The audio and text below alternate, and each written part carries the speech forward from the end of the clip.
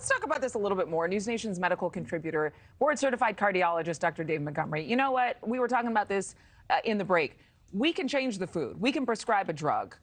But a child who is obese is likely emotionally eating. I mean, why are drug companies even allowed in this conversation? Should this be off limits?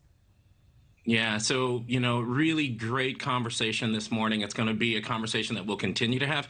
Here's the deal, right? So this is not an uncommon thing to occur. A medication that works well in adults gets tested in children if they get the condition. So, for example, COVID-19, we tested the vaccine in adults and then we tested it in children. It's the same thing. Remember, the origination of these drugs was for type 2 diabetes. We found as the research came out that it was also a weight loss solution.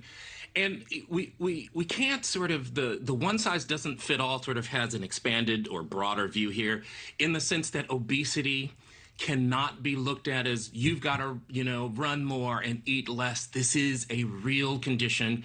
And unless you're in the front lines treating it or a person with it, you don't really understand how much this is an endocrine condition, a neurologic condition, a psycho-emotional condition, as well as all of these other things. So when scientists are at the bench trying to figure out how to cure type 2 diabetes and obesity, I think we should take a step back and say, maybe there's not an exploitation here. Maybe this is not a bunch of unscrupulous, drug makers, but maybe we're trying to deal with something that, as the stats said, Stephanie made it very clear that this is a prominent problem, one of the biggest public health challenges of our time. But without vilifying pharmaceutical companies, there's obviously a lack of connection between the medical community prescribing drugs and maybe the mental health community, the doctors who prescribe drugs or conditions or therapies for mental health, depression, abuse in the home, children who are emotionally eating because of stress, especially over the past few years. Why does it seem like these two entities do not connect? Boy, so we'll have to schedule an hour to have that conversation. but it is right, and it's one of the. Yeah, it's one of the problems in our field, sort of the connection.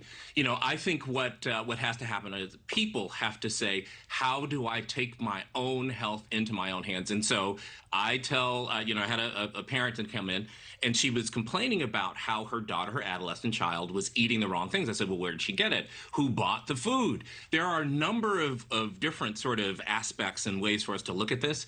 But until we put it front and center and are proactive, not reactive about this, like literally using celebrities and ads and all that to actually fight the problem, we're going to continue to have obesity and type 2 diabetes be an issue that we discuss.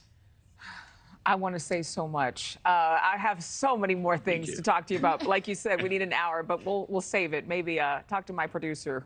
We can have a longer themed discussion. Dr. Montgomery, thank you as always.